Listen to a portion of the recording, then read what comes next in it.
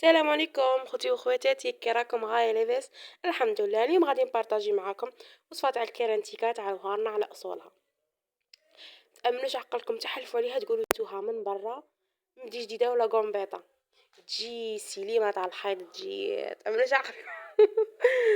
كما قلت في سلادي ندير زوج كيسان تاع ما قبل باكي تاع الكيرانتيكا تاعي، ندير لها الملح ونخلط مليح، ندير لها قد كاس تاع لاتاي زيت وندير زوج حبات بيض. هي الكارنتيكا الاصليه ما يندرش فيها البيض تاع برا، يديروها غير كيما غير الزيت والملح والماء والكمون. انا كاضافه بغيت ندير البيض، تبغوا ديروه تبغوا تفوتوها ما ديروهاش، خلطوها مليح بالفويت تاعكم وكملوا ديروا داك الماء قد زوج يوترو ونص كلشي بالكميه الاولى، بالتالي قد زوج يوترو ونص باسكو انا درت 500 غرام باكيته 500 غرام. اي نتوما هنا خلطوها، جيبوا البلاط تاعكم اللي غادي تدخلوه الكوشه. هي عندكم كوشه تاع النار، انا درتها في كوشه تاع النار على بها تجيكم كيما تاع برا، تجي هكا محروقه من برا من الفوق وتجي بنينه متامنش عقلكم.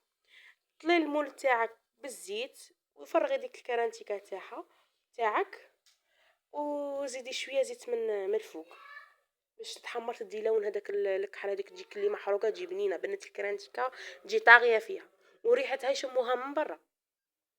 ديري داك الزيت خلطيها مليح ودخليها الكوشه تاعك طيب لك حوالي 20 دقيقه حتى نص ساعه، وقعدي مقابلتها ما تغفليش عليها.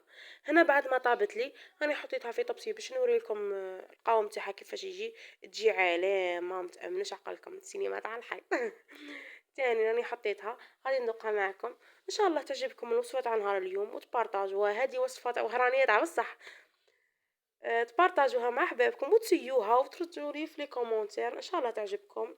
الى فيديو قادم ان شاء الله، مع السلامه، تهلاو في رواحكم، الى اللقاء.